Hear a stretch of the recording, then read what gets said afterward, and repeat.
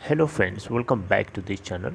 दोस्तों, इस वीडियो में हम लोग अब वोडाफोन आइडिया के लिए बातचीत करेंगे, लेकिन आगे बढ़ें उससे पहले आपसे दो रिक्वेस्ट करना चाहूँगा।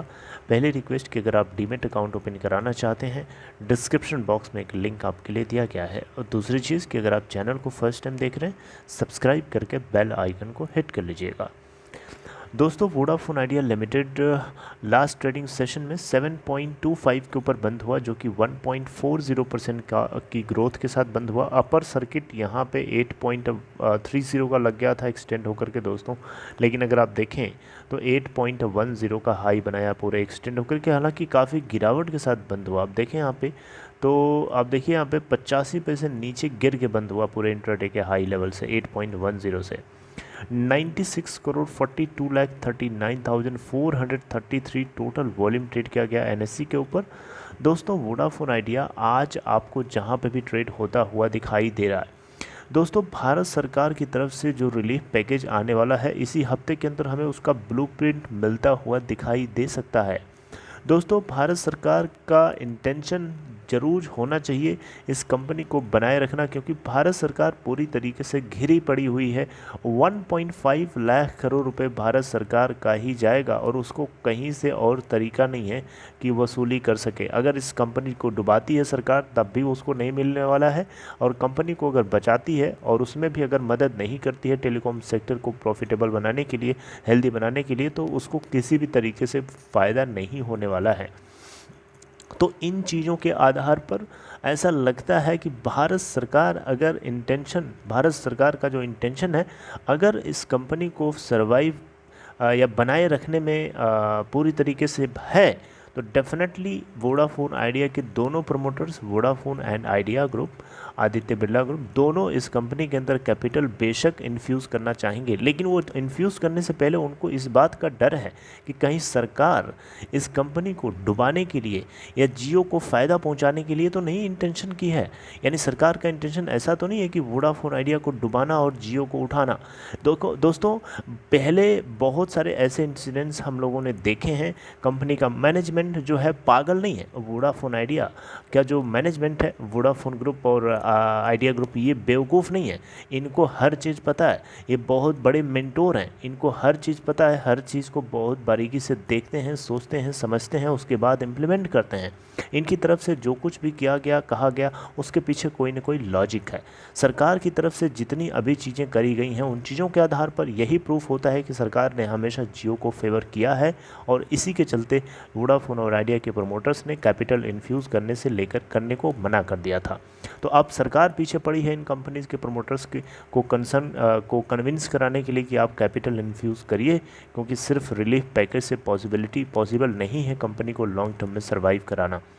तो दोस्तों, रिलीफ पैकेज की इंटेंसिटी के ऊपर डिपेंड करेगा कि वोडाफोन और आइडिया के प्रमोटर्स कैपिटल इन्फ्यूज़ करना चाहते हैं या नहीं करना चाहते। दोस्तों, कोई ऐसा नहीं होगा जो अपनी कंपनी को डुबाना चाहेगा। हर कोई चाहेगा कि उसकी कंपनी उसकी ही रहे और वो आगे बढ़े।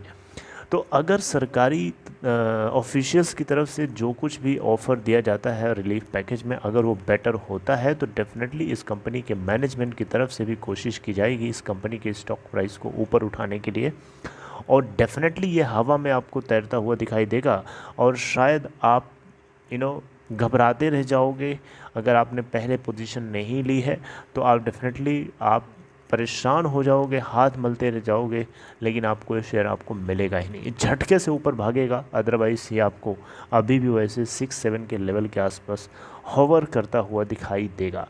अदरवाइज़ ये चढ़ेगा तो आपको मौका नहीं देगा, क्योंकि इतना आसान नहीं होता है स्टॉक मार्केट से मनी मेक करना।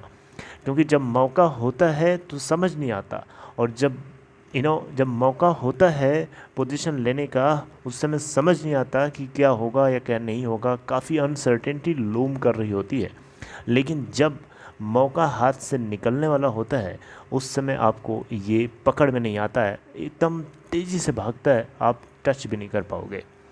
तो ऐसी ही सिचुएशन है, ऐसे ही चांस होते हैं, ऐसे ही सब कुछ चलता है दोस्तों। तो मुझे नहीं लगता कि आपको ये पोजीशन बनाने का कोई आपको मौका या चांस देने वाला है आने वाले टाइम में, अगर सब कुछ ऐसे ही बेटर चलता रहा तो। टैरिफ हाई को लेकर के एयरटेल ने ऑलरेडी कदम उठा लिए हैं और वोडाफोन आइडिया भी उसको फॉलो कर रहा है।